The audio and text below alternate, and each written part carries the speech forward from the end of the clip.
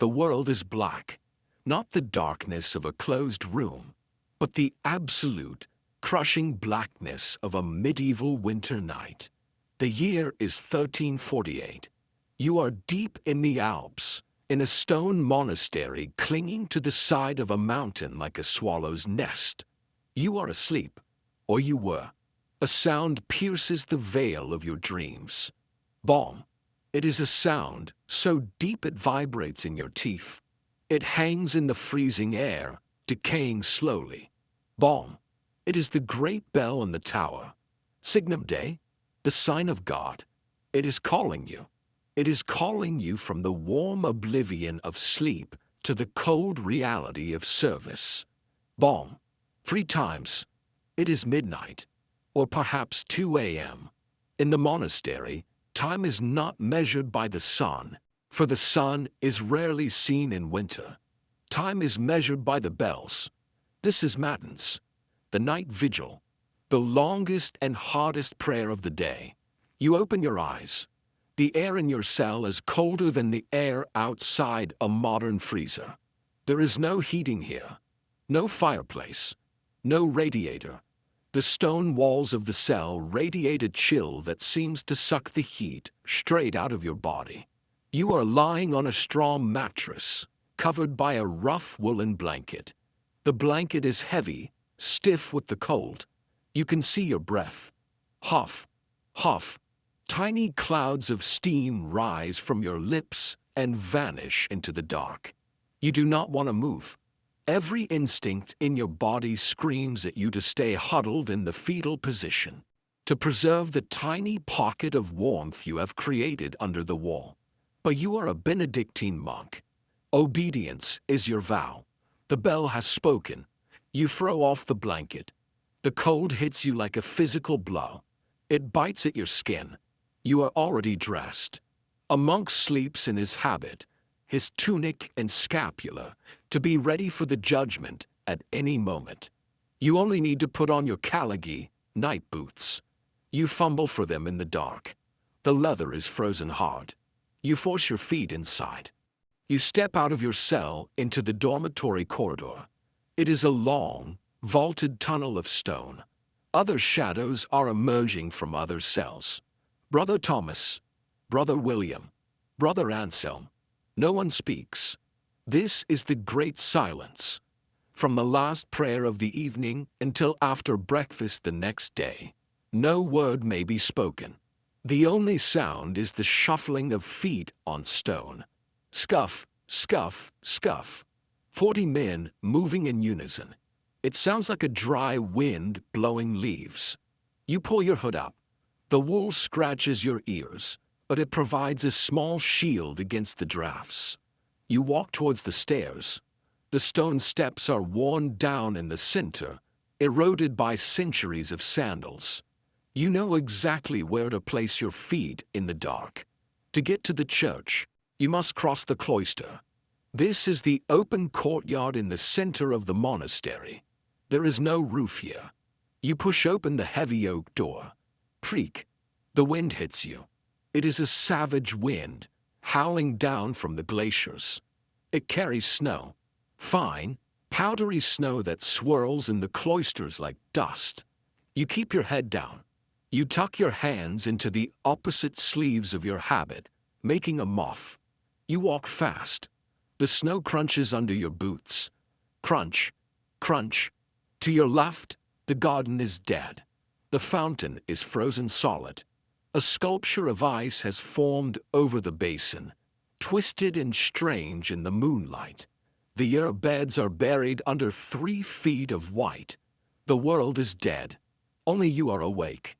You reach the heavy doors of the abbey church. You push inside. The silence changes. Outside, it was the silence of wind and snow.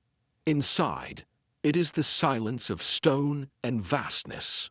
The church is enormous. The ceiling vanishes into the darkness high above. The air is still, but it is not warm. It is a damp, tomb-like cold. The only light comes from the sanctuary lamp, a single red flame hanging by a chain over the altar. and the few candles the novices are lighting in the choir stalls. You walk to your stall.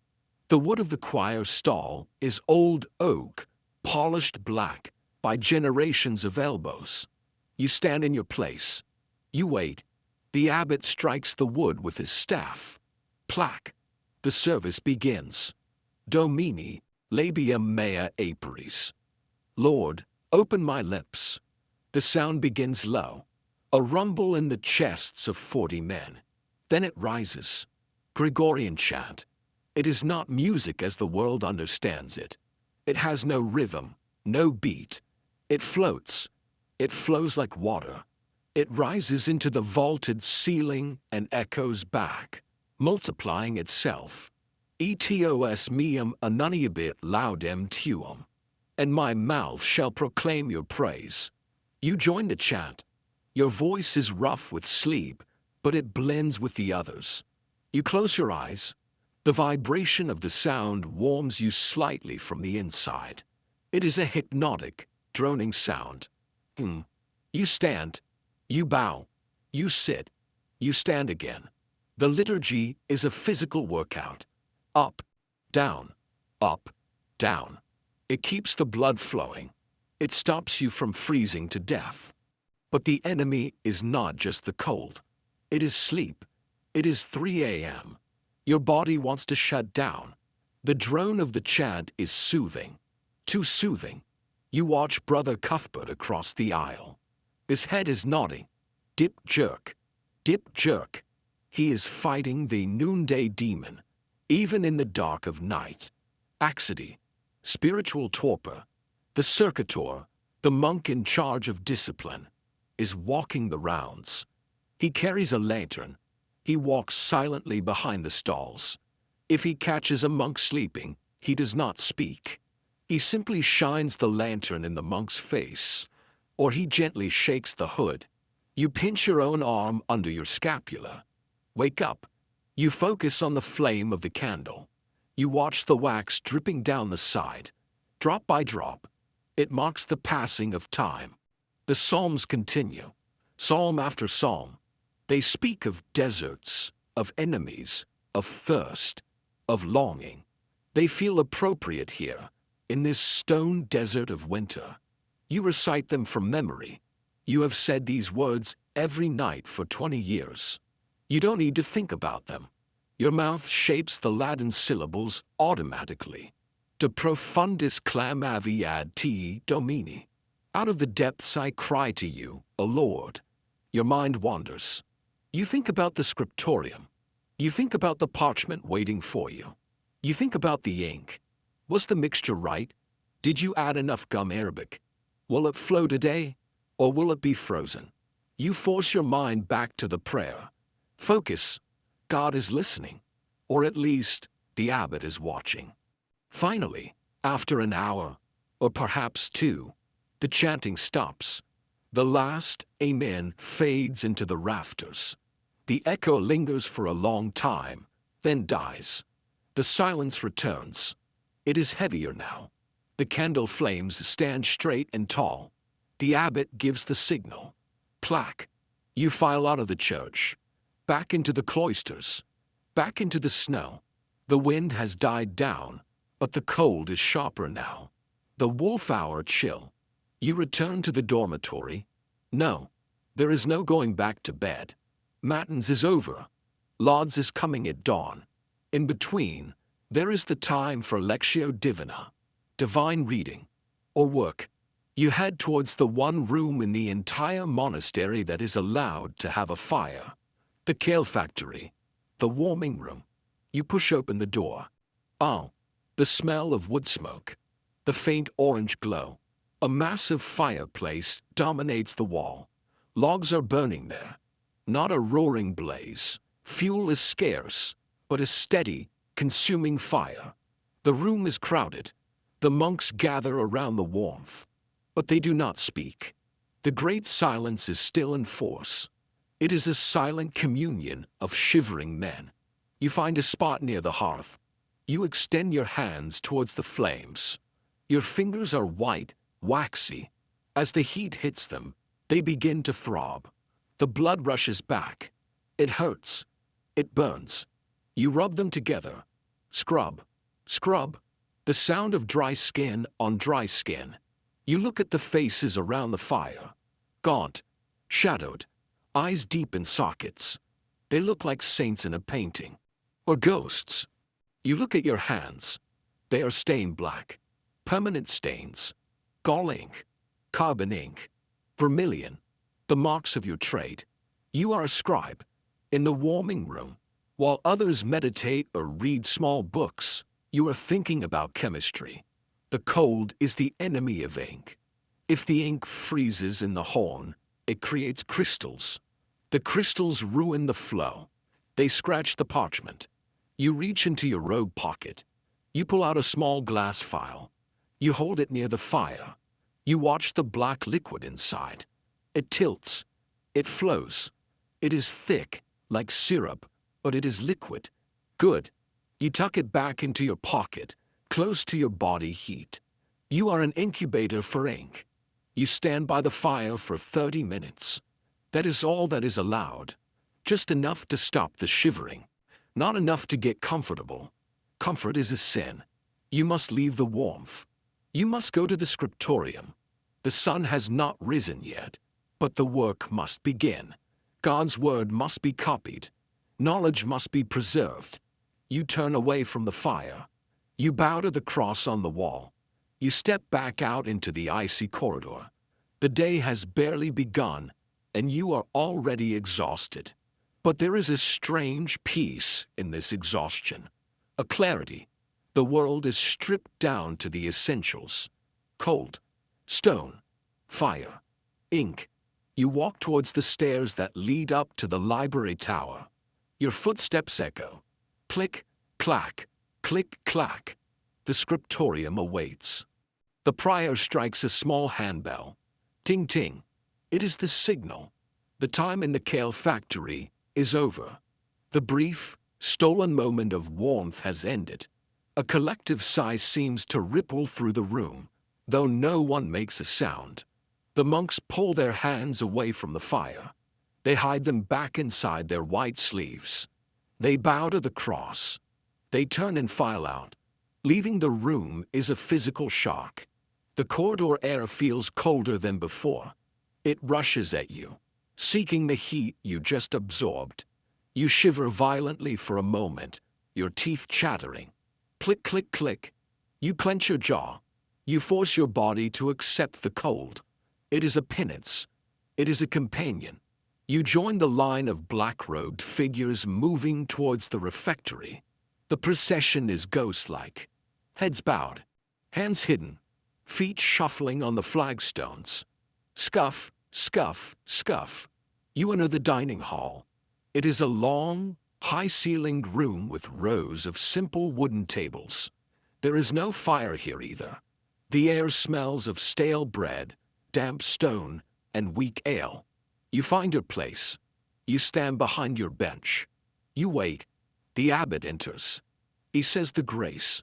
Benedict, Domini, nocite haec tua dona. Bless us, O Lord, and these thy gifts.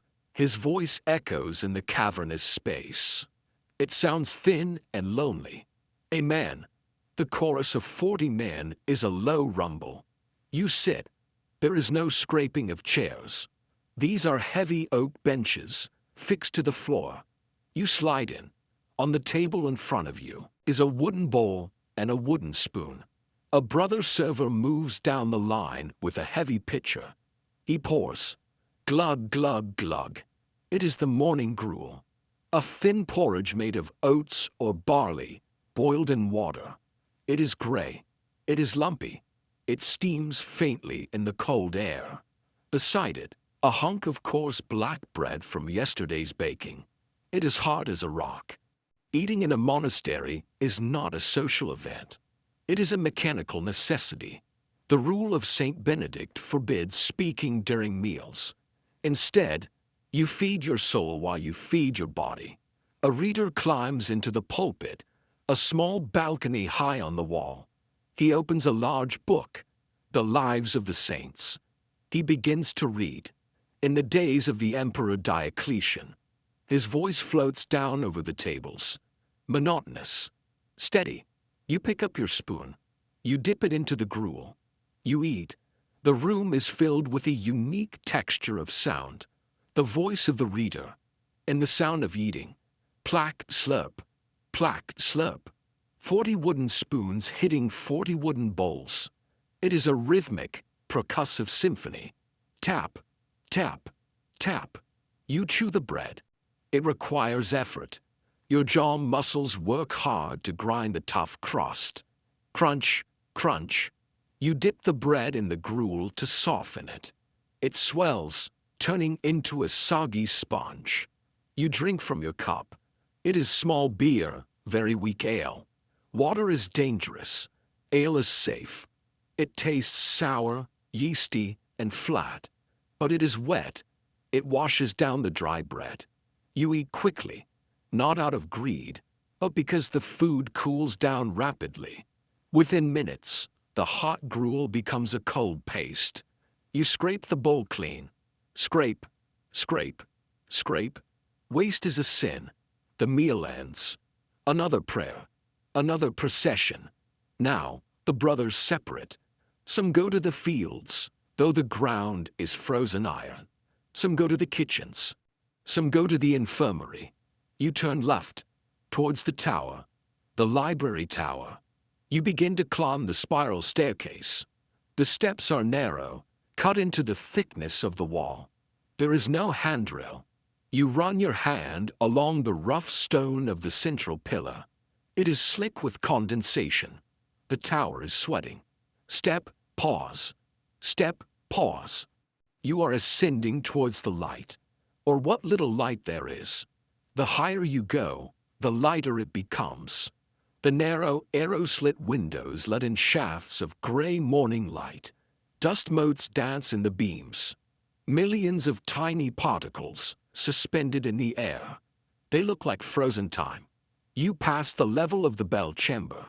You can smell the grease of the bell mechanism and the old wood of the bell stocks. You keep climbing. Your legs burn. It is a good burn. It warms you up. You reach the heavy iron-bound door at the top. You take a large iron key from your belt. It is cold and heavy. You insert it into the lock. Clank. Grind. Click. You push the door open. The smell hits you first. It is the most distinctive smell in the world. It smells of old parchment, dried animal skin, oak gall ink, acidic and metallic, dust, dry and powdery, beeswax, sweet, and something else, the smell of centuries of silence. You step inside, the library. It is not a large room, but it feels sacred. Rows of reading desks, lecterns, are lined up against the windows to catch the light. Chains hang from the shelves. The books are chained to the wood. They are too valuable to be stolen. A single book is worth a farm, a herd of cows, a village. To steal a book is to steal a kingdom. You walk down the aisle. Your soft night boots make no sound on the wooden floorboards. You feel the presence of the authors. Augustine, Jerome, Bede, Aristotle. They are watching you from the shelves. Their spines are dark leather, cracked with age. You pass through the library into the inner sanctum, the scriptorium, the writing room. This is where the new books are born. It is a large, airy room, or as airy as a stone tower can be. Large windows face north and east. North light is best. It is steady. It does not glare. It does not change with the sun, but large windows mean cold. The glass is thin. You can feel the draft pouring off the panes like a waterfall of ice. There is no fire here. Fire is forbidden in the scriptorium. One spark could destroy the entire library. The history of the world could go up in smoke in an hour. So, you must freeze for the sake of knowledge. You walk to your desk. It is your personal station. A steep, slanted wooden desk. A high stool with no back. You run your hand over the wood of the desk. It is stained with ink spots, black drops, red drops, blue drops, a constellation of mistakes and spills from the last 50 years. You sit down. You arrange your robe. You tuck your legs under the desk, wrapping your heavy woolen habit around your knees to create a tint of warmth. You begin to lay out your tools. This is a ritual. Every object has its place. 1. The quill. You have a bundle of goose feathers. Some are raw, some are cut. You pick your favorite. It fits your hand perfectly. 2. The penknife. Scalpel, small, razor-sharp blade, used for sharpening the quill and for scraping away mistakes from the parchment. It glints in the gray light. 3. The inkhorns. 2 horns, literally cow's horns, set into holes in the desk. 1 for black ink, 1 for red. 4. The pumice stone, for smoothing the parchment. 5. The awl and ruler, for pricking holes and drawing the guidelines. 6. The chalk, for whitening the skin if it is greasy. You touch each item. They are cold. You pick up the knife. The metal handle bites your palm. You breathe on your hands again. Hiya. On your desk lies the work in progress. A sheet of vellum, calfskin. It is creamy white, smooth as glass on the hair side, slightly fuzzy on the flesh side. You look at the text you are copying. It is a commentary on the Gospel of John. You are on page 42. You have been on page 42 for 3 days. It is slow work. You look at the letters you wrote yesterday. Black, Gothic script. Texture. Precision. They stand like soldiers in a line. In principio erat verbum. You inspect the parchment for defects. You run your finger over the surface. Swish. You feel a slight roughness. A tiny hair follicle that was not scraped away. It will catch the pen. It will make the ink blot. You sigh. It needs preparation. Before you can write, you must prepare the surface. Writing is only half the job. Engineering the page is the other half. You look up from your desk for a moment. You look out the north window. The sun is finally rising. But it is a winter sun, pale, weak, distant. It illuminates the mountain peaks opposite the monastery. They are blindingly white. Snow and ice. Clouds hug the valley floor below, a sea of gray wool. You see a bird flying past the window. An alpine chough. Black wings against the white snow. It looks free. It dives and swoops in the wind. You are not free. You are chained to this desk like the books are chained to the shelves. But you have a different kind of freedom. The freedom of the mind. While your body freezes in this tower, your mind travels to Jerusalem, to Rome, to heaven itself through the words. Other monks are arriving now. Brother Francis, the illuminator. He carries his box of gold leaf and pigments. He smells of grinding oil. Brother Simon, the rubricator. He paints the red letters. They nod to you silently. They go to their desks. The shuffling of robes. The scraping of stools. The scriptorium settles into its morning rhythm. It is quiet, but not silent. It is a room of tiny, busy sounds. Scritch, scratch. The sound of a knife sharpening a quill. Clink. The sound of a glass jar opening. Rustle. The sound of a page turning. It is a comfortable sound. The sound of industry. You are a hive of bees, making honey for God. You lean over your inkhorn. You look at the black liquid. A thin skin of ice has formed on the top during the night. Just a fragile film. You take your knife. You gently break the ice. Crack. Tink. The shards sink into the black depths. You stir the ink with a stick. It is sluggish. Thick. It needs to be warmed. Not with fire. Fire is forbidden, but with body heat. Or friction. You stir it vigorously. Swirl, swirl, swirl. You can smell the iron and the tannins. A sharp, acidic scent that clears your head. You dip your quill. You test it on a scrap piece of parchment, a probatio penny. You write a squiggly line. The ink flows, but slowly. It sits high on the surface. Too cold. You whisper to yourself, a silent movement of lips. You hold the inkhorn in your hands. You press it against your chest, under your habit layers. You must wait. You must let your own lifeblood warm the blood of the book. While you wait for the ink to warm, you close your eyes. You listen to the wind outside. It whistles around the stone corners of the tower. You imagine the pilgrims struggling through the snow in the pass below. You imagine the wolves hunting in the forest. You imagine the peasants in the village, huddled around their hearths. You are cold, yes, but you have a purpose. You are saving the words. If you stop, the words die. If the words die, the light goes out. You are the keeper of the flame, even in a room without fire. You feel the inkhorn warming slightly against your ribs. It is time. You pull it out. You set it in the hole in the desk. You pick up the knife. You pick up the parchment. The day's labor begins. You sit before the desk. The ink is warming in your robe. The quill is sharp, but the page is not ready. You look down at the sheet of vellum pinned to your writing board. It is not paper. It is skin. It was once a calf.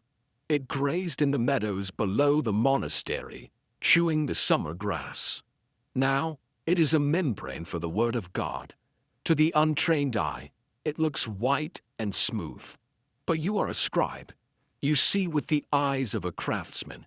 You lean in close, your nose almost touching the surface. You see the topography of the skin. You see the tiny craters where the hair follicles used to be. You see the faint map of veins that once carried blood. You see a scar where the animal perhaps scratched itself against a fence post. You see a patch of grease that resisted the lime bath of the tanner. This is the battlefield. If you write on it now, the ink will bleed. It will feather, spreading out into spider webs of a legible black, where the grease will repel the ink, leaving gaps in the letters. You cannot allow this. The page must be perfect. It must be risura, scraped clean. You pick up your lanellum. It is a strange knife. It does not look like a weapon. The blade is curved like a half-moon, hence the name. The handle is made of antler, polished smooth by years of sweat from your palm. You test the edge with your thumb. It is sharp, but not razor sharp. It needs to scrape, not cut. If it cuts, you ruin the sheet. A hole in the parchment is a tragedy. It must be sewn up with silk thread, leaving a scar on the page forever. You grip the handle firmly. You begin the work. You press the curved blade against the surface of the skin. You pull it towards you. Scritch. It is a dry, harsh sound, like a skate cutting into ice, like a stone dragging across concrete. Scritch. Scrape. You see a fine white dust rising from the blade. Tiny curls of shaved skin peeling away. You are shaving the ghost of the animal. You are removing the last traces of its biological life to make room for spiritual life. Scritch. Scrape.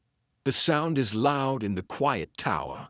It echoes off the stone walls. It joins the chorus of other knives at other desks.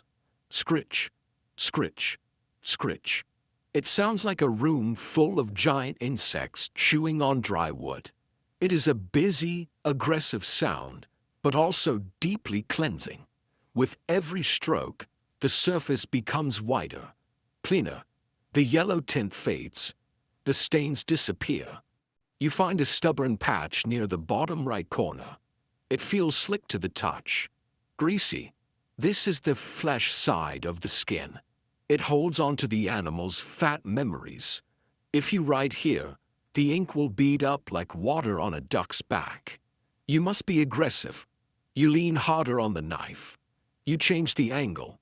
You use the point of the blade, working in small circles. Scrit, scrit, scrit. Scrit, scrit, scrit. You hold your breath. One slip, and you slice through. You can feel the tension in the skin. It is pulled tight on the board. It hums under the blade. You scrape until the shine is gone. You scrape until the surface is matte and velvety. You blow away the dust.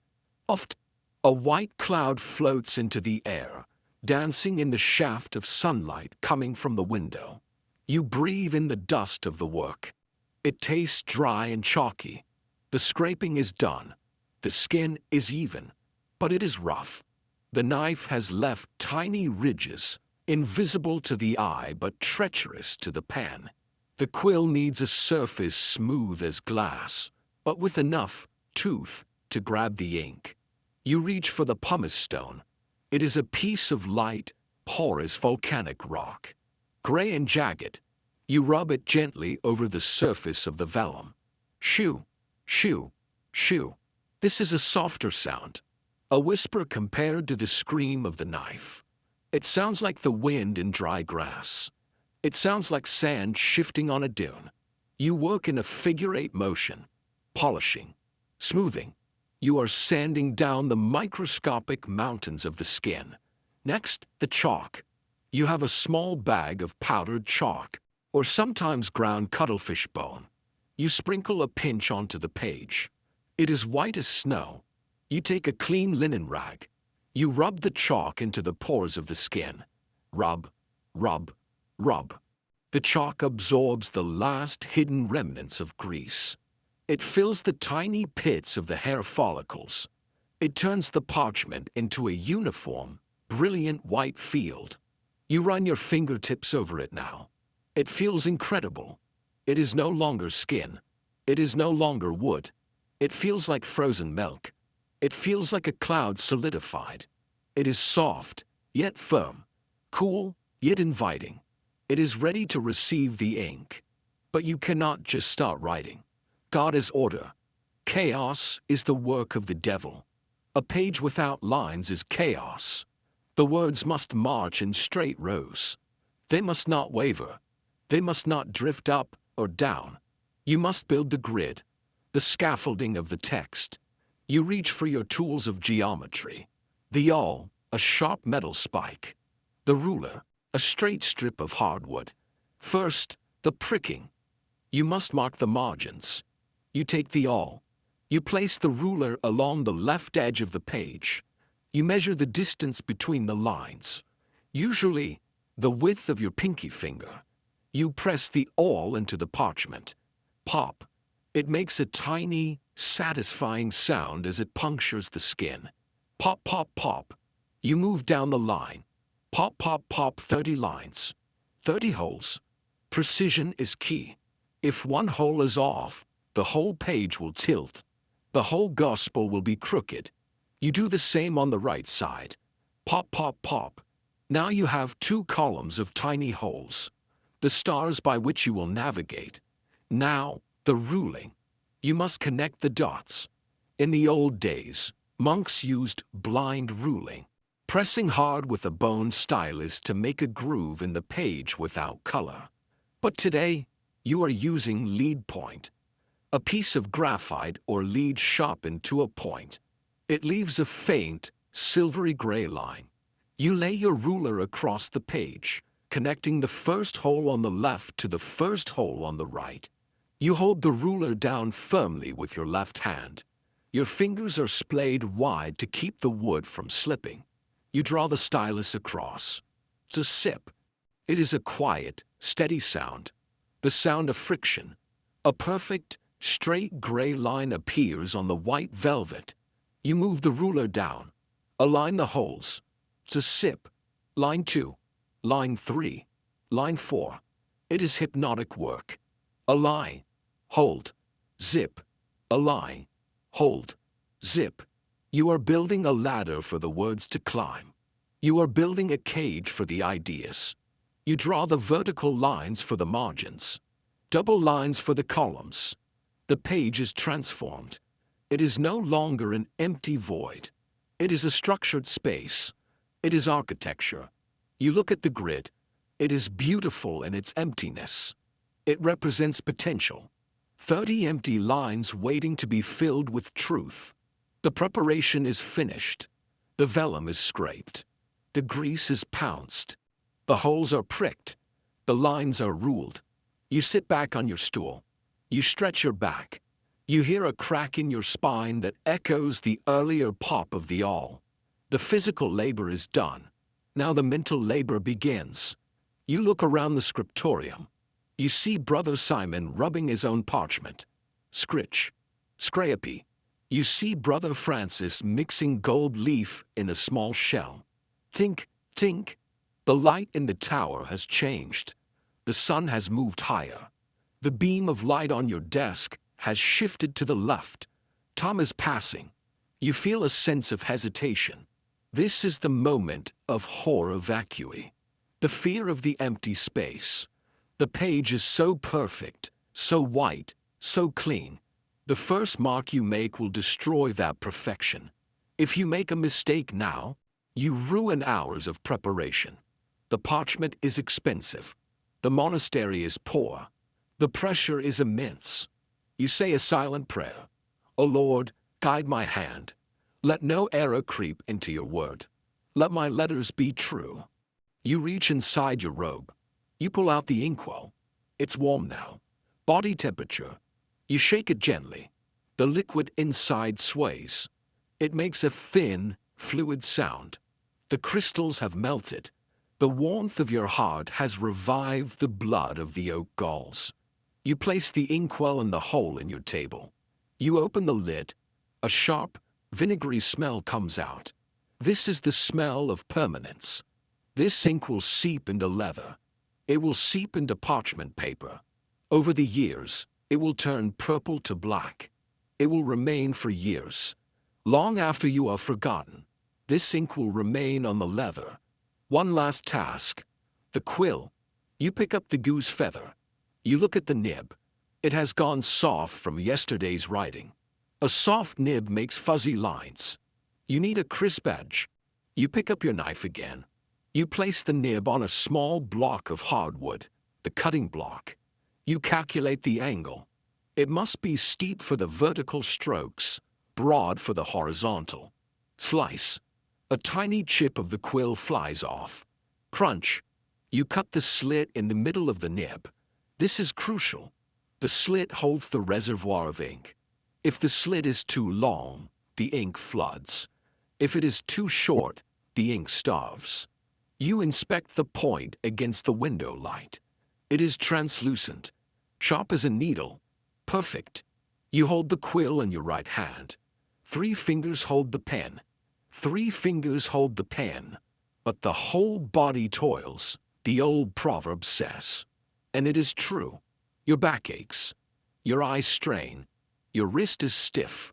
You dip the pen into the inkhorn. Dip. You hear the suction as you pull it out.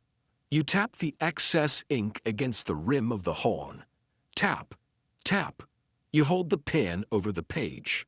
You hover. You take a deep breath. You hold it. You aim for the first line. The top left corner. The starting point. The world shrinks down to the tip of the feather. There is nothing else. No cold. No hunger. No snow. Only the point. And the page. You lower your hand. You are poised over the blank page. The quill is dipped.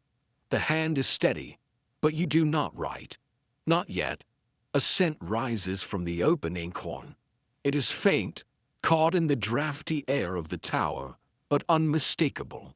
It is sharp, acrid, sour. It smells of old wine turned to vinegar. It smells of rusty iron. It smells of crushed forests. This smell triggers a memory. The ink in your horn did not appear by magic.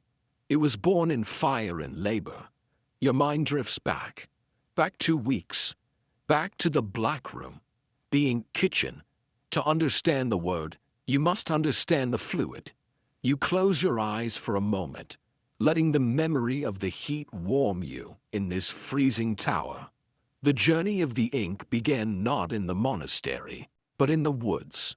You remember walking through the oak forest in late autumn. The leaves were brown and crunching under your sandals. Crunch, crunch. You are looking for the oak apples, the gallnuts. They look like small, round tumors growing on the branches of the oak trees. But they are not fruit. They are the cradle of a wasp. A tiny insect lays its egg in the bark, and the tree reacts by growing a hard, spherical shell around it. You pluck them from the branches. Snap. Hard as stone, brown and wrinkled. Some had tiny holes in them, where the wasp had already hatched and flown away. These are the best ones, the lighter ones, rich in tannic acid. You filled your sack. Rattle, rattle. The sound of dry nuts hitting each other. You carried the forest back to the monastery. The memory shifts to the ink kitchen, a small outbuilding near the dye works. It is a dirty room. The walls are stained black from years of fumes. The floor is dusted with brown powder. You are standing before a massive iron mortar. You pour the sack of gall nuts into the bowl. Clatter, clatter, clatter. They look like wooden marbles. You pick up the pestle, a heavy iron rod. This is the work of a laborer, not a scholar. You lift the pestle. You bring it down. Crack. The sound is explosive in the small room. The hard shell of the gall nut shatters. Inside, it is dusty and fibrous. Crack, grind, crack, grind. You fall into a rhythm. Lift, strike, twist, lift, strike, twist. The air fills with a bitter, dusty taste. It coats your tongue. You are releasing the tannins, the astringent soul of the oak tree. Crunch, crunch, powder. You work for hours. Your shoulders burn. Your hands blister. The pile of nuts turns into a coarse, brown powder. It looks like ground coffee, but smells like sawdust and bitterness. This is the body of the ink. Now, the liquid. Water is too weak. Water freezes. Water allows mold to grow. You need something stronger. You go to the cellar. You find the barrels of bad wine. The wine that turns sour. The wine that tastes like vinegar. The brothers cannot drink it, but the ink loves it. You tap the barrel. Glug, glug, glug. The red liquid fills your bucket. It smells pungent. It stings the nose. The acid in the wine will extract the color from the nuts. It will bite into the parchment. You carry the heavy bucket back to the kitchen. Slosh, slosh. You build a fire under the copper cauldron. Snap, hiss, crackle. The wood catches. The flames lick the black bottom of the pot. You pour in the vinegar wine. Whoosh. Steam rises immediately. It smells intoxicatingly sour. You pour in the brown powder of the crushed galls. Poof. It floats on the surface for a moment, then sinks. You take a large wooden paddle. You stir. Swish, swirl. The liquid turns a muddy, unappealing brown. It looks like dirty river water. It is not ink yet. It is just tea. Strong, bitter tea. You must let it simmer, not boil. Boiling destroys the magic. Just a gentle heat. Bubble plop, bubble plop. You sit by the fire and wait. You watch the steam rising. You listen to the wood shifting in the fire. Creak, pop. This is the extraction. The acid is pulling the tannins out of the wood. The liquid is becoming pregnant with potential color. Now comes the alchemy, the magic trick. The liquid in the pot is pale brown. If you wrote with it, no one would see it. It needs a partner. You reach for a jar on the shelf. It contains green crystals. They look like emeralds or frozen sea water. Copperous, iron sulfate, vitriol. You weigh the crystals in your hand. They are heavy, cold, metallic. This is the iron. You toss the green crystals into the brown liquid. Plop, plop. You wait. You stir. Swirl, swirl. And then, the miracle happens. Chemistry takes over. The iron meets the tannin. The liquid turns black. Instantly. Violently. It is not a slow fade. It is a sudden transformation. The muddy brown becomes the deepest, darkest midnight black, iron gall black. It creates a cloud in the pot. You watch the blackness swirl and consume the brown. It looks like a storm cloud swallowing a landscape. It is beautiful. It is terrifying. You stir faster. Splash, gurgle. The smell changes. It no longer smells just of vinegar. Now it smells metallic, sharp, like blood, like a wet sword. The ink is black now, but it is thin, like water. If you dip your pen in it, it will run off. It will drip. It needs body. It needs viscosity. It needs glue. You reach for the final ingredient, gum arabic. These are hardened tears of sap from the acacia tree, brought all the way from Africa by merchants.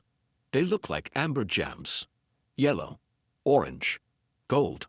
You drop the amber stones into the black soup. Plink! They melt slowly in the heat. They are the binder. They make the ink sticky. They allow the ink to slide off the quill smoothly, like syrup. They bind the black pigment to the white page. You stir.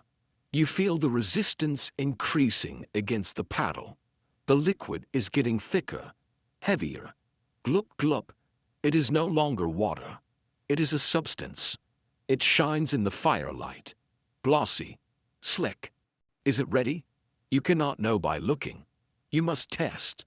You take a scrap of parchment. You dip a stick into the cauldron. You pull it out. A black drop hangs from the end, trembling. It falls onto the scrap. Splat. You watch it dry. Does it turn gray? Does it flake off? Does it burn a hole through the skin? Too much acid? It dries. It is shiny. It is jet black. You run your thumb over it. It does not smudge. It holds fast. It is perfect. The final step. The filtration. The pot is full of sludge, bits of nutshell, wood chips, undissolved gum. You cannot write with sludge. You take a linen cloth. You tie it over the mouth of a clay jar. You ladle the hot black soup onto the cloth. Pour. The liquid strains through the fabric. Drip, drip, drip, drip. It is a slow, rhythmic sound. The pure ink falls into the jar below. The sludge stays on top. You squeeze the cloth to get the last drops. This is dangerous. The ink leaks through. It touches your skin. It stains your fingers black. You scrub them later, but the stain remains. It enters the pores. It enters the fingernails. You are marked by your trade. You carry the ink in your skin, just as the book carries it in its pages. The jar is full.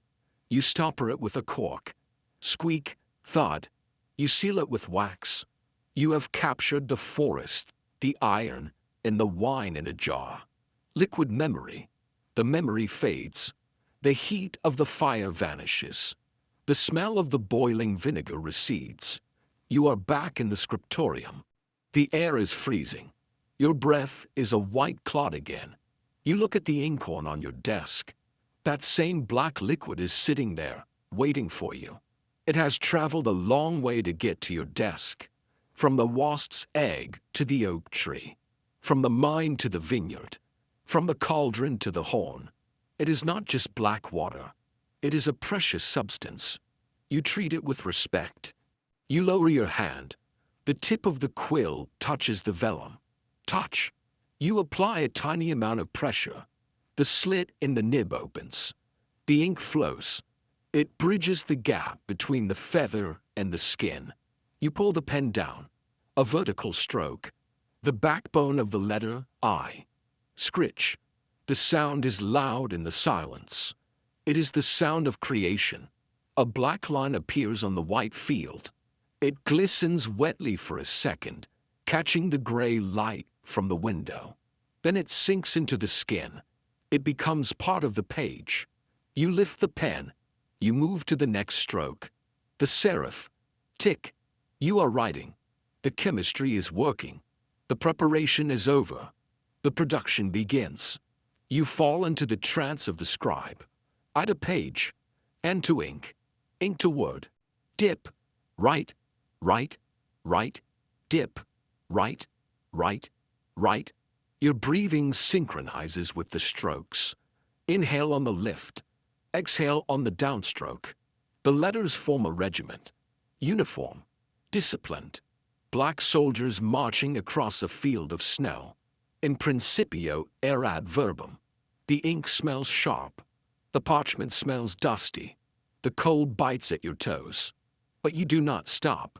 You are a conduit. You are channeling the eternal into the physical. Drop by drop, letter by letter. And the silence of the tower wraps around you like a cloak. You are writing. The world has narrowed down to a rectangle of white skin and a point of black liquid. The script you are using is textura quadrata, the black letter, the Gothic script. It is not a flowing, cursive hand. It is a script of fences. It looks like a picket fence made of ink. Vertical, rigid, compressed. You do not write these letters. You build them. Each letter is composed of separate strokes. Take the letter M. It is not one continuous squiggle. It is 3 vertical strokes, minims, connected by tiny diagonal flicks, serifs. Stroke, lift, stroke, lift, stroke, lift. You must breathe in rhythm with the strokes. Inhale, downstroke, exhale, inhale, downstroke, exhale. The spacing must be perfect. The space inside the letter in must be exactly the same width as the space between the in and the o. If you squint your eyes, the page should look like a woven fabric of black and white. A texture, hence textura. The scriptorium is filled with the sound of friction. 40 quills moving across 40 skins. Scritch, scritch, scratch. It is a dry, rasping sound.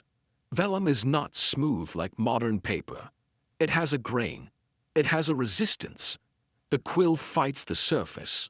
You can feel the vibration of the cut traveling up the feather, into your fingers, into your wrist.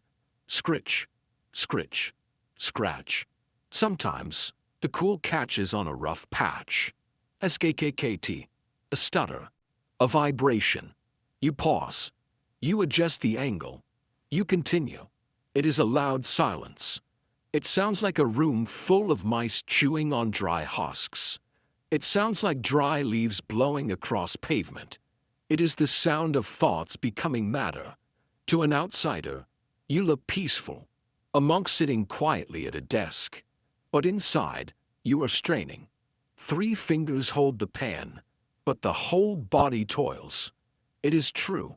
Your back is arched over the steep desk. Your spine aches from the cold and the posture. Your eyes burn from staring at the black-on-white contrast. Your right hand is cramping. The scribe's claw. You grip the quill tightly, too tightly. You cannot relax your grip, or the line will waver. But the cold makes your fingers stiff. You lose feeling in your pinky finger. It goes numb against the parchment. You stop for a moment. You put down the pen. You shake your hand. Flap, flap, flap. You rub your knuckles. They are white and swollen. You blow on them. Hiya. You pick up the pen again. There is no rest. The gospel awaits. You pick up your scalpel, the penknife. It is razor sharp. This is the most delicate operation a scribe can perform. Rasura, the erasure. You cannot erase ink from parchment like pencil from paper. The ink has bitten into the skin. To remove the ink, you must remove the skin itself. You must shave off the top layer of the dermis without cutting through to the other side. You lean in close. Your nose is inches from the danger zone. You hold the knife almost flat against the page. You hold your breath. If you sneeze now, the knife will slip and the page is dead. You begin to scrape. Scrit. A tiny flake of black ink lifts off. Scrit. Scrit. It is a high-pitched, scratching sound, like a mouse scratching inside a wall. Scrit, scrit, scrit. You are shaving away the mistake. You see the black turning to gray. You see the gray turning to white. You are digging a shallow grave for the error. You blow away the black dust. Oft, you look, the blood is gone, but the surface is damaged. It is rough now, fibrous, nap-like suede. If you write on it, the ink will bleed. You must repair the surface. You reach into your pocket. You pull out a strange tool, a boar's tooth, or a smooth agate stone. The burnisher. You rub the smooth, hard tooth against the rough patch. Rub, rub, rub. You press hard. You are compressing the fibers of the skin. You are polishing the wound. Rub, rub, rub. It makes a soft, squeaking sound. Squeak, squeak. The friction generates heat. The collagen in the skin melts slightly and fuses back together. The rough patch becomes smooth again. Shiny, glassy. It is healed. A scar remains. If you hold it up to the light, you will see the skin is thinner there, but it is writable. You dip your pen again. You tap off the excess ink. You are careful this time. You are terrified. You aim for the next letter. You write. The ink flows over the repaired patch. It holds. It does not bleed. Thank God. You exhale. Your shoulders drop. The adrenaline fades, leaving you colder than before. You force yourself back into the rhythm. Stroke. Lift. Stroke. Lift. You must make up for lost time. You write faster. Scritch, scratch. Scritch, scratch. The rhythm takes over again. The trance returns. The demon Titavilis retreats to the shadows, waiting for his next chance. You finish the page. 30 lines. 2 columns. No more mistakes. But the page is not done. It is a sea of black text.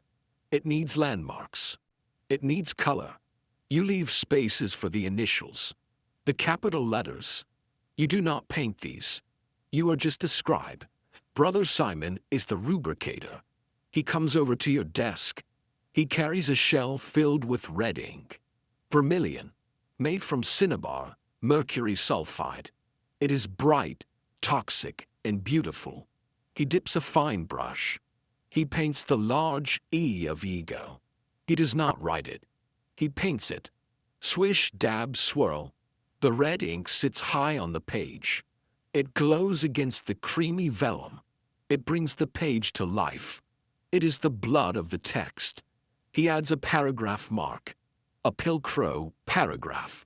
Blue ink this time. Lapis lazuli. Crushed rocks from across the sea. Expensive. Precious. You watch him work. It is satisfying to see the page completed. Black structure. Red heart. Blue spirit. It is a cathedral on a page. The ink is wet. You cannot turn the page yet.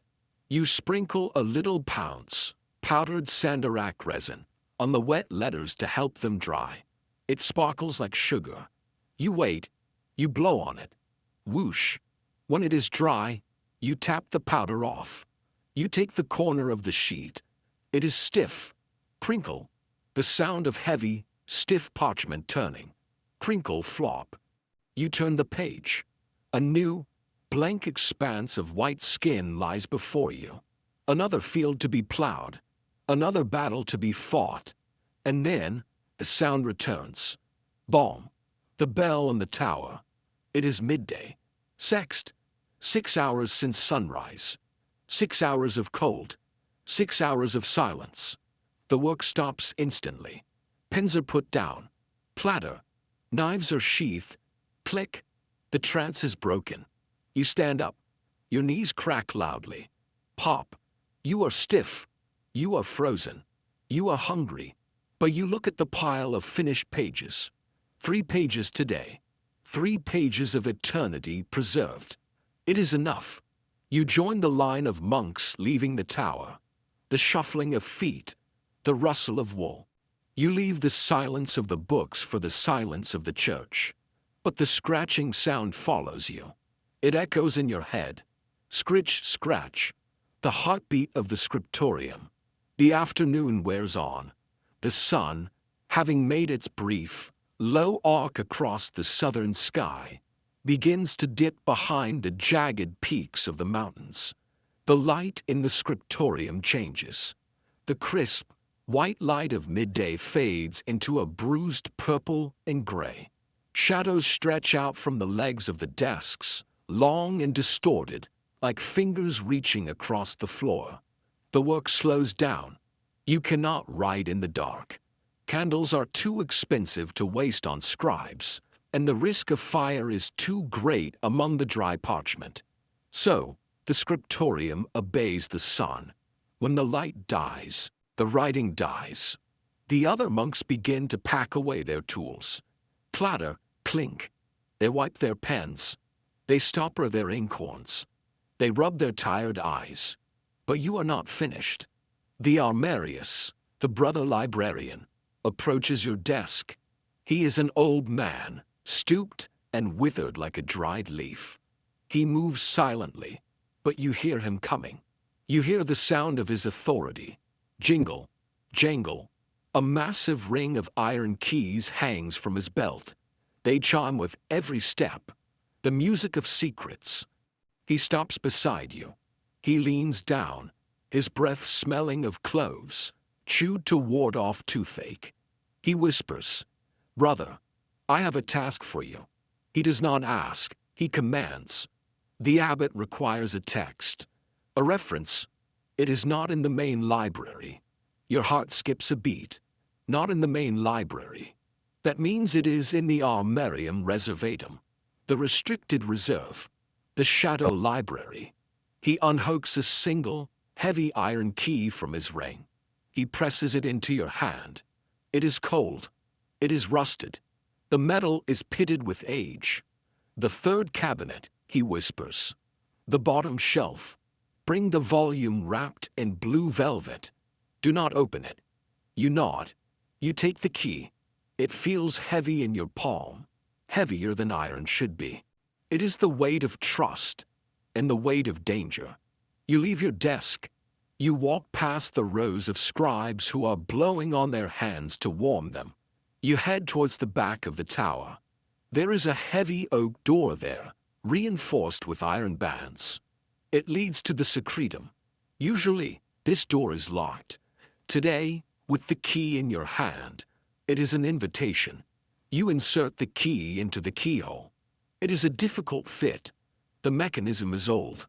You wiggle it. Click, clack. You turn it. Grind. The sound of the lock turning is loud and harsh. It sounds like a bone breaking. The tumblers fall. Thud. You push the door. It swings open on leather hinges that have not been oiled in years. Creak. You step inside. The air in this room is different. It is still, dead. It smells of decay. It smells of leather rot, mouse droppings, and ancient dust. It is a smell that catches in the back of your throat. There are no windows here. It is pitch black. You must light a small tallow lamp you brought with you. Strike. Flint and steel. Spark. The wick catches. A small, trembling flame illuminates the gloom. You lift the lamp. The shadows jump and dance on the walls. The room is lined with tall, dark wooden cabinets. Armaria. They look like coffins standing on end. They are locked, odd, chained. This is where the monastery keeps the dangerous books. The books that are not Christian. The books that contain the wisdom of the pagans. The books that could lead a weak mind into heresy. You walk past the cabinets. You read the labels painted on the wood in fading white letters. Aristoteles, Aristotle, Plato, Avitus, Ovid, the poet of love, dangerous, Avicenna, the Arab physician. These are the giants of the past. The church preserves them because their knowledge is useful. Logic, medicine, astronomy. But they are kept in chains because they did not know Christ. To read them is to walk on a knife edge between wisdom and sin. You feel a pull, a magnetic attraction.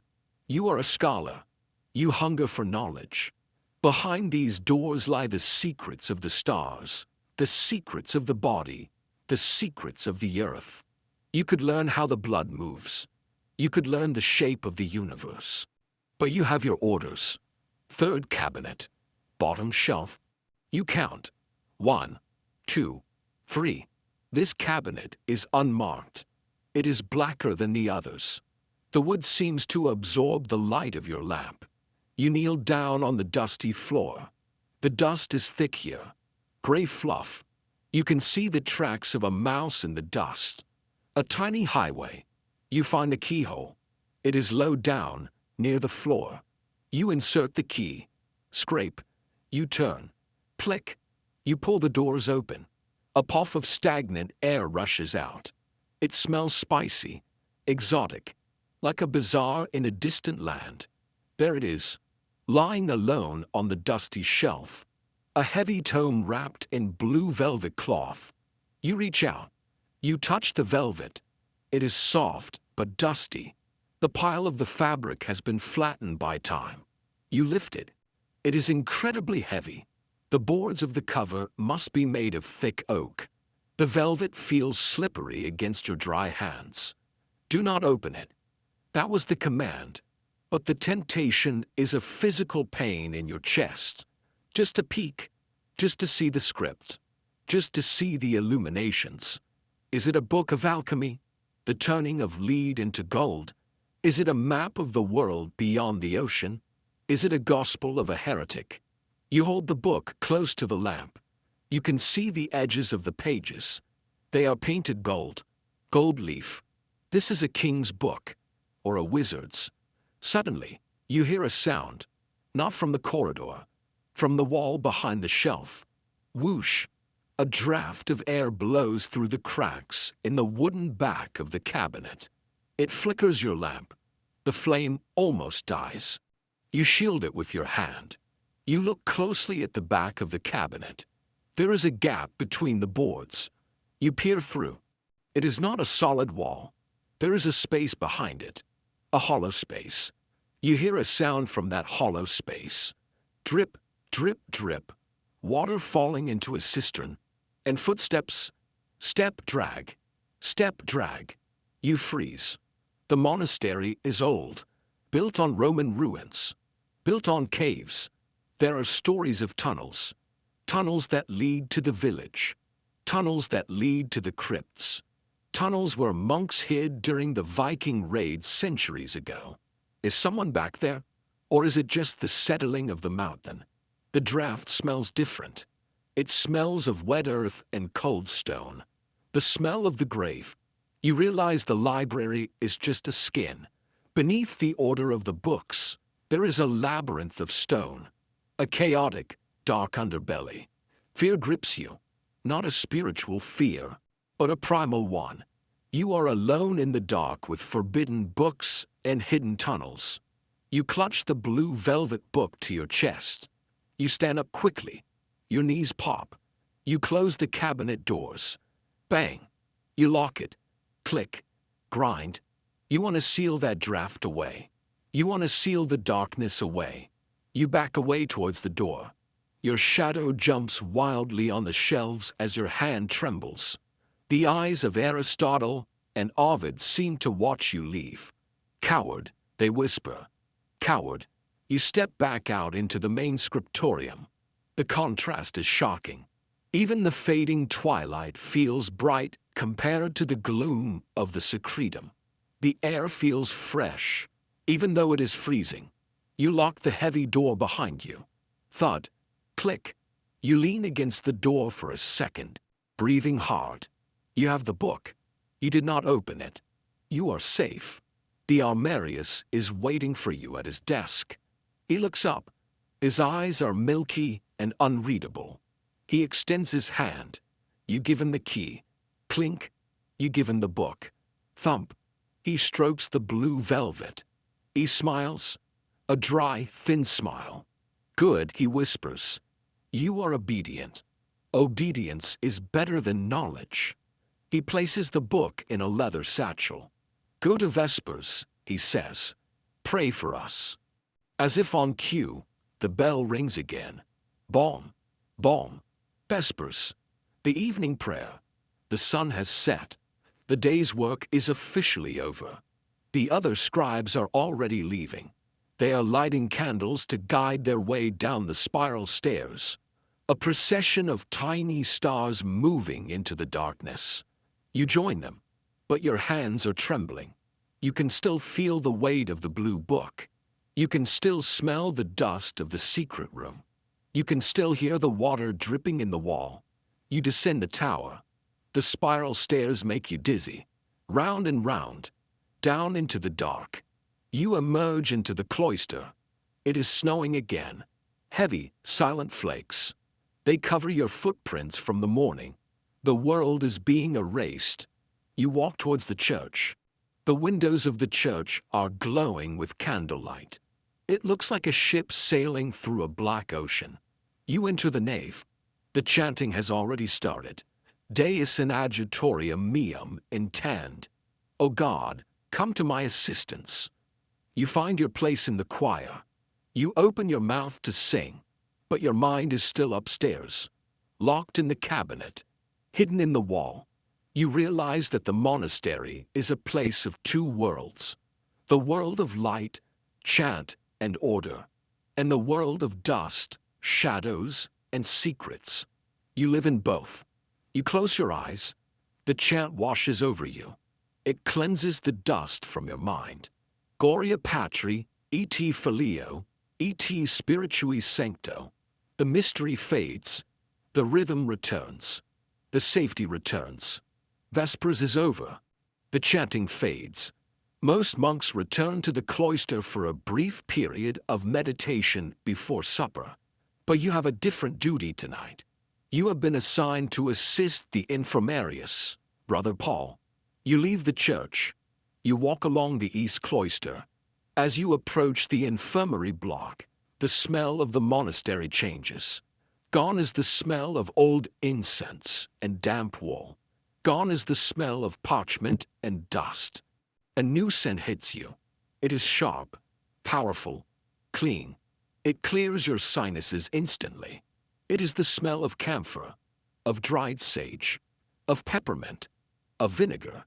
It is the smell of the earth fighting back against death. You push open the door to the herba, the herb storage room. The air is warm here. A small stove burns in the corner to keep the herbs from molding. The room is lined with wooden racks. Hanging from the rafters are bunches of dried plants. They look like the skeletons of flowers. Gray-green, brown, yellow. You walk through this hanging forest. Your robe brushes against a bundle of lavender. Rustle. A cloud of scent is released. Sweet and floral. You brush against a bundle of thyme. Rustle. A savory, spicy scent. It is a sensory overload. After the gray world of winter, this room is a riot of invisible colors. Brother Paul is standing at a large wooden table. He is a large man with gentle hands. His apron is stained with green and yellow juices. He nods to you. Brother, he whispers. The fever has returned to Brother Thomas. We must make the acetum. This is your task. To grind.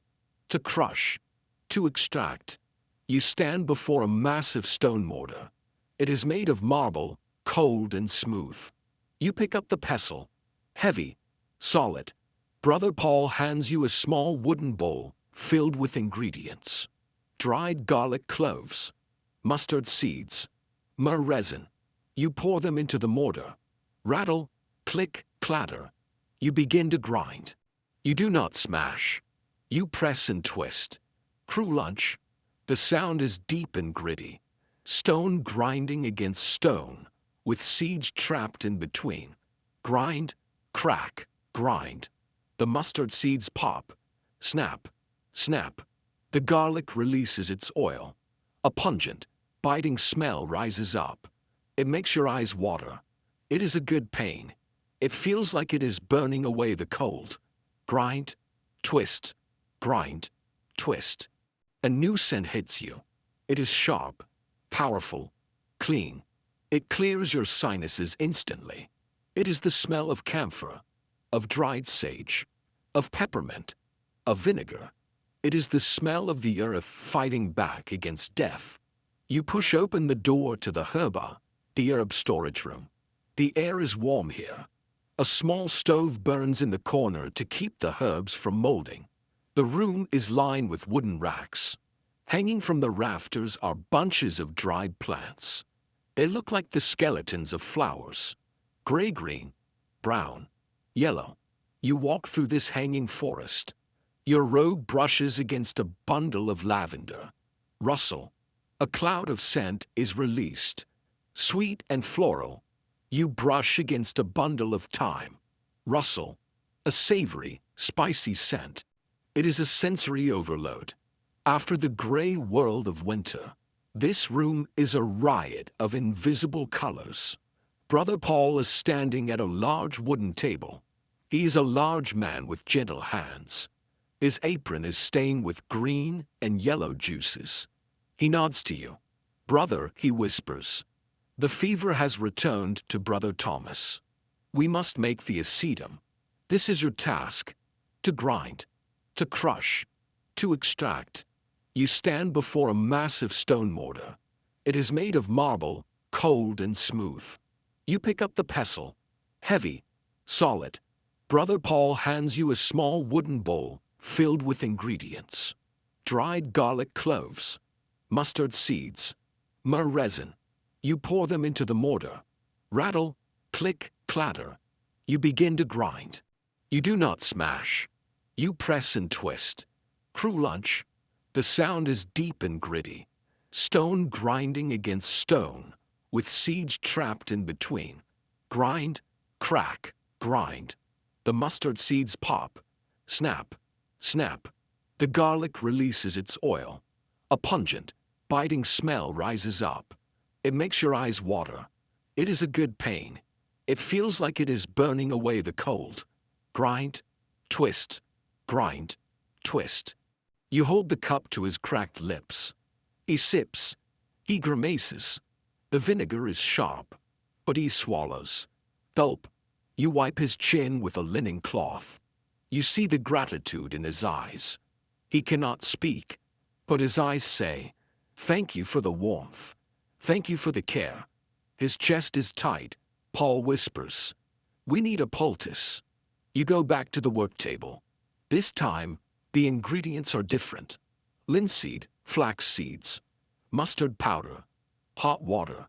You mix them in a bowl. It turns into a thick, gelatinous glub. It holds the heat. It smells nutty and spicy. You spread the hot paste onto a piece of clean linen. Slap, spread. It looks like spreading mortar on a wall. You fold the cloth over. A hot packet. You return to the bed. Paul pulls down the blanket, exposing Thomas's chest. You place the poultice on his skin. Plap. Thomas gasps slightly at the heat, then relaxes. Ah! The heat penetrates his ribs. It loosens the phlegm. The mustard draws the blood to the surface. You pull the blankets back up. You tuck him in, tightly. A cocoon. Sleep now, Paul whispers. There is nothing more to do but wait. Medicine in the Middle Ages is 10% herbs and 90% waiting and prayer. Paul motions for you to sit. There are 2 stools by the fire. You sit down. This is the infirmary watch. You are guarding the breath of the sick. You watch the rise and fall of Thomas's chest.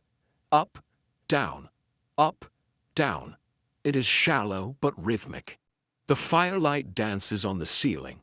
Shadows flicker across the rows of beds. It feels intimate. In the scriptorium, you are a machine. In the church, you are a voice. Here, you are a human being watching another human being. Brother Paul makes tea for you. Not medicine, just comfort. Dried mint and lemon balm.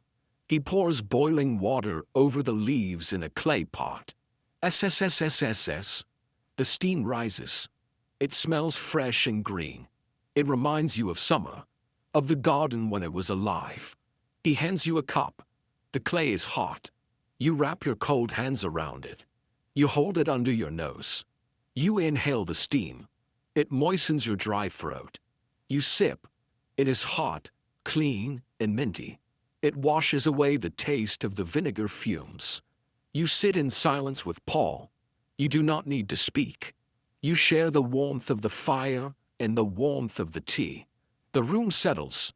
The coughing subsides for a while. The breathing of the sick man deepens into sleep. You listen to the fire. Hop. Hiss. A lob shifts. Sparks fly up the chimney. You listen to the wind outside. It is scratching at the shutters. Scritch, scratch. Like a dog wanting to come in. But it cannot get in. The walls are thick. The fire is bright. You feel a profound sense of safety here. The infirmary is a sanctuary within a sanctuary. It is the womb of the monastery. You watch a candle burning on the bedside table. It is beeswax. It burns with a sweet scent. The flame stands straight and tall in the still air. You stare at the blue heart of the flame. It hypnotizes you. Your eyes grow heavy. The heat of the room makes you drowsy. Paul notices. He touches your arm. Go, he whispers. The supper bell will ring soon. You have done well.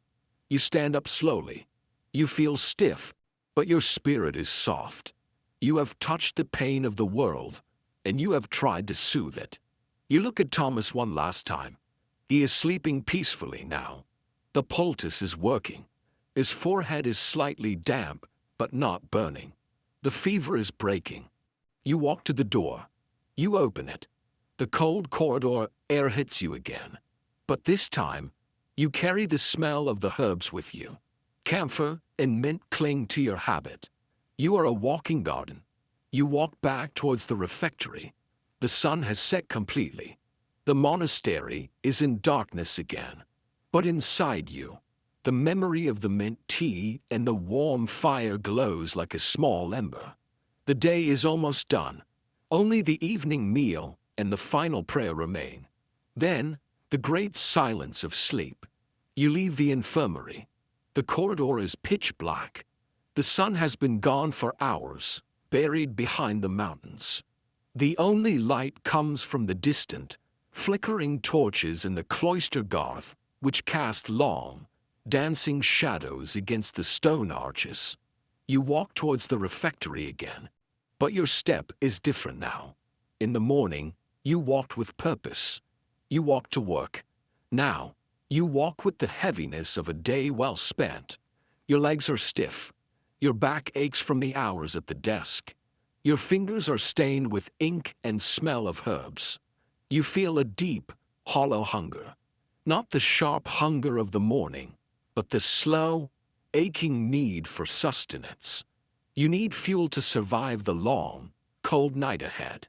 You push open the heavy refectory doors. Creak. The hall is transformed. In the daylight, it was a gray, austere room. Now, it is a cavern of shadows and gold. Beeswax candles are placed at intervals along the long wooden tables. They burn with a soft, yellow light. The air is hazy with smoke. It smells of melting wax and warm bread. The room is warmer now than it was at breakfast. The body heat of 40 monks, accumulated over the day, has taken the edge off the chill. It feels enclosed, safe, intimate. You find your place at the bench. You stand. You wait for the abbot. Your head is bowed. You stare at the grain of the wood on the table. You know every knot, every scratch in the timber in front of you. The abbot enters. He looks tired too. His shoulders are slumped under his heavy woolen cowl. He raises his hand. Eden paupers et sacerabunter. The poor shall eat and be satisfied. Amen. The chant is lower, softer than in the morning. Voices are raspy from the cold air. You sit down. Rustle thud. 40 men settling onto wooden benches. Tonight is a fast day. It is Advent, the season before Christmas. So there is no meat, no rich stew. The meal is simple, dry, Essential. On the table before you, a wedge of hard cheese, pale yellow, rind, a small bowl of roasted root vegetables, turnips and parsnips, and the bread, the eternal bread. But there is a treat tonight. Because of the extreme cold, the abbot has authorized a pittance, an extra allowance, a warm drink. It is not just water or weak ale. It is pigmentum, or a version of it. Ale warmed over the fire, infused with honey and spices, cloves, cinnamon. It steams in your wooden cup. The steam rises in a thin, gray ribbon, twisting in the candlelight. You lift the cup with both hands. The wood is hot. It warms your frozen palms instantly. You hold it against your cheek for a second. You drink. Sip. It is sweet, spicy, yeasty. The heat travels down your throat. It hits your empty stomach like a glowing ember. It radiates outward, to your chest, to your arms, to your toes. The alcohol is weak, but on an empty stomach, it has a calming effect. It loosens the knot of tension in your shoulders. It makes your eyelids heavy. You eat the cheese. It is hard and salty. Chew, chew. It takes effort to eat, but the salt tastes good. It reminds you of the sea you have never seen. You eat the turnips. They are sweet and earthy, soft. They melt in your mouth. As you eat, the reading begins. This is the collation, the reading of the Conferences of the Desert Fathers, or the Rule of Saint Benedict. The reader tonight is Brother Francis. His voice is soft, monotonous. He does not shout. He drones. And the abbot pastor said, if a man has done wrong and does not deny it, he is not far from God. The words flow over you like a slow river. You do not need to analyze them. You know them by heart. You just let the sound wash over you. Drone, drone, drone. It is a hypnotic rhythm. It matches the rhythm of your chewing. Chew, drone. Chew, drone. The candlelight flickers. Shadows jump on the walls. You stare at a shadow. It looks like a monk bowing. Then it looks like a tree. Then it looks like nothing. A heavy drowsiness begins to settle on the room. It is a physical weight. The monks sleep. You feel your head nodding. Dip. You jerk it back up. You take another sip of the warm ale. You look down the table. Brother Cuthbert is asleep. He is chewing slowly, eyes closed. Brother Simon is staring into the flame of his candle, his face blank. We are all waiting. Waiting for the end of the meal. Waiting for the end of the day. Waiting for the release of sleep. The room is silent except for the reader and the soft sounds of eating. Clink, cup on wood. Rustle, sleeve on table. Breath, a sigh of contentment. You finish your meal. You take a crust of bread. You wipe the bowl clean. Swish, swish. You eat the crust. There is nothing left. The bowl is empty. The cup is empty. You are full. Not stuffed, but satisfied. The gnawing hunger is gone. You place your spoon in the bowl. You place your knife by the side. You fold your hands in your lap. You wait. The reader finishes the chapter. To autumn, Domini, miserere nobis. But you, O Lord, have mercy on us. Deo gratias. Thanks be to God. He closes the book. Thump. The heavy leather cover hitting the lectern. The sound signals the end. The abbot stands. We stand. Shuffle, scrape. We leave the refectory. The candles are blown out one by one. Puff, puff. The smoke smells of extinguished wicks. A sad, acrid smell. We walk back into the cloister. The transition is less shocking now. Your body is full of warm food. The internal fire protects you against the external ice.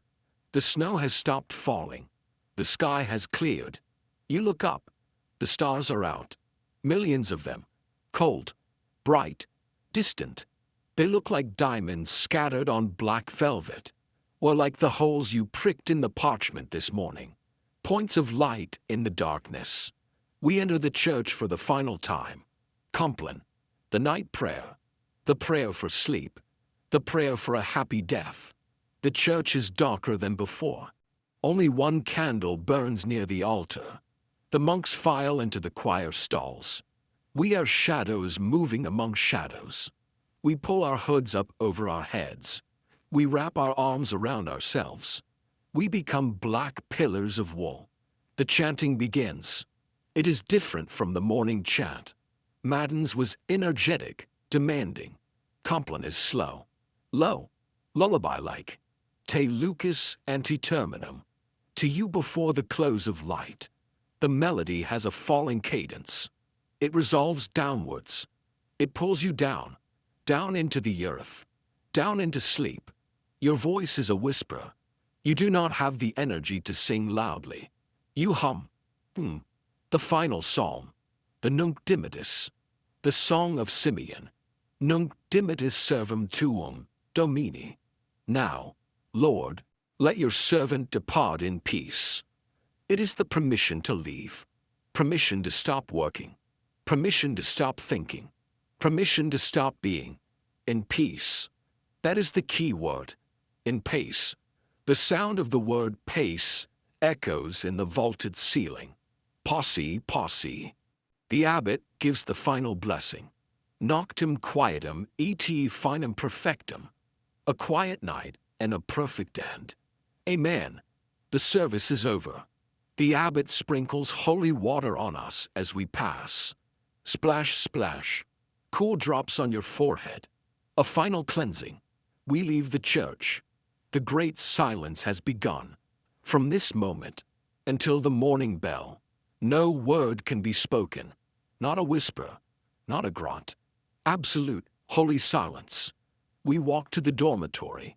The stairs seem steeper now. Your legs are leaden. You drag your feet. Step, drag. Step, drag. You reach your cell. You push the curtain aside. It is exactly as you left it 18 hours ago. Cold, empty, waiting. You step inside. You let the curtain fall. You are alone. The moonlight streams through the small window. It illuminates the straw mattress. It looks like the softest bed in the world. It looks like a cloud. You stand there for a moment, swaying slightly. You are drunk with fatigue. The day is done. The page is written. The ink is made. The sick are tended. The prayers are said. You are empty. You are ready to be filled with sleep. You stand in the center of your cell. The moonlight from the small window cuts a sharp blue rectangle on the stone floor. It illuminates the dust motes dancing in the freezing air. They move slowly. Everything moves slowly here. You begin the final ritual of the day, the unburdening. You reach down to your feet. Your fingers are stiff, but they know the knot. You untie your night boots, caligy. The leather is cold and stiff. You pull them off. Tug, slide. Tug, slide. Your feet are free. They touch the straw mat on the floor. The straw is rough, but it is warmer than the stone. You unbuckle your belt. The leather strap that has cinched your waist all day. Plick, swish. You let it fall. Your heavy woolen habit hangs loose now. It feels like a weight has been lifted from your ribs. You can breathe deeper. Inhale, exhale. You take off your scapula, the heavy apron of the order. You fold it neatly. You place it on the wooden stool. Hat, hat. You are now just in your tunic. A simple layer of wool between you and the night. You turn to your bed. It is a simple wooden box filled with straw, covered with a rough linen sheet. To a prince, it would be torture. To you, it is a throne. It is the place where the work stops. You sit on the edge. The straw crunches softly under your weight. Rustle, prinkle. It smells of dry fields in summer. A faint, dusty memory of sunshine trapped in the stalks. You swing your legs up. You lie back. Your head hits the pillow, a sack of chaff. Thump. It is hard. But your neck muscles, tight from hunching over the desk all day, Welcome the support. You let your head sink into the chaff. You wiggle your shoulders until you find the hollow. You reach for the blankets. Two heavy, thick woolen rugs. They are coarse. They scratch your hands. But they are dense. You pull them up over your feet, up over your knees, up over your chest, up to your chin. You tuck them in around your sides. You are sealing yourself in. You are building a cocoon, a sarcophagus of warmth. At first, the bed is cold. The linen sheets steal the heat from your skin. You shiver, just once, a full body shudder. Biarara. But then, the magic of the wool begins. The heat of your body is trapped. It reflects back at you. A tiny pocket of warm air forms around your toes, then around your legs, then around your chest. You are a furnace. You are generating your own climate. The colder the air in the cell, the warmer the bed feels by contrast. It is a fierce, protective warmth. You lie still, absolutely still. You do not move a muscle. You become an ear. You listen to the monastery. The monastery is a living thing. It breathes at night. You hear the wind outside. It is howling around the tower where you work today. Ho! It sounds angry. It wants to come in. But the stone says no. You hear the stone itself. As the temperature drops, the massive blocks of granite contract. Crack. A sharp sound from the ceiling. Groan. A low sound from the floor. The building is settling for the night. It is a comforting sound. It means the walls are solid. They are holding the weight of the mountain. You hear the silence of the corridor. 40 men are lying in 40 cells. 40 hearts beating. 40 breaths entering and leaving. It is a collective silence. A silence of agreement. We are all here. We are all safe. We are all resting. Your body is safe. Now your mind must be made safe. You begin to dismantle the day. You think of the ink, the black liquid in the horn. It is sleeping too. It has stopped flowing. It is still and dark. You let go of the ink. You think of the parchment, the white skin.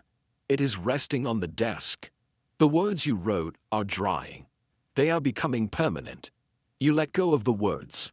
You think of the herbs, the smell of mint and camphor, the heat of the poultice. You let go of the smells. You think of the chant, the rising and falling notes. They have faded into the rafters. You let go of the sound. You are peeling away the layers of the day, like an onion, layer by layer, until there is nothing left but the core, the you that exists in the dark. You close your eyes. The darkness of the cell is replaced by the darkness of your mind. It is a velvet darkness, soft, textured, deep. You imagine a drop of ink falling into a vast, dark ocean. Drip, it spreads, it dissolves, it disappears. You are that drop of ink. You are dissolving into the night. Your edges are blurring. Where does your skin end and the air begin? You cannot tell. You feel heavy, so heavy. Your arms feel like lead bars. Your legs feel like stone pillars. You are sinking through the mattress, sinking through the floor, sinking into the rock of the mountain. You are becoming part of the geology, stable, immovable, eternal. Your breathing changes. It is no longer the controlled breathing of the scribe. It is the automatic breathing of the sleeper. Inhale, pause, exhale, pause. The pauses get longer. The silence between the breaths gets deeper. You listen to the sound of your own breath. It sounds like the ocean. Shhhhhh. Hiya. It sounds like the wind in the dry grass. It sounds like the turning of a page. Images float before your eyes. Hypnagogia, the bridge to dreams. You see letters, Gothic letters, black and sharp. They are floating in the air. They are disassembling. The vertical strokes float away. The curves untwist. The text becomes a cloud of shapes. You see the candle flame from the infirmary. It is dancing in the dark. It grows larger. It becomes a warm, golden sun. It warms your face. You see the snow falling in the cloister. Millions of white flakes, falling silently, covering the world, softening the edges, quieting the noise. The silence in your head matches the silence of the monastery. The great silence is not just a rule. It is a physical state. There are no words left in your head. The chatter has stopped. The questions have stopped. The prayers have stopped. There is only the being. You are simply existing. Warm in the cold, safe in the dark. You feel a profound sense of gratitude. For the wool, for the straw, for the stone, for the rest. You are drifting away now. The tether to the waking world is snapping. You are a boat untied from the dock, drifting out onto a dark, calm lake. The shore is receding. The monastery is receding. The mountain is receding. There is only the water, dark, still, warm. You sink beneath the surface. There is no fear, only embrace. Down, down, down, into the deepest library, the library of dreams, where the books write themselves, where the ink never freezes, where the silence is a song. Outside, the wind howls like a wolf, but it cannot reach you. The bell will ring in the morning, but a very long time from now. For now, only now exists. The heavy, warm, dark now. Sleep, my brother. Sleep, scribe. Sleep, guardian of words. Your work is done. You deserve to rest. Sleep, sleep, sleep. Good night, good night.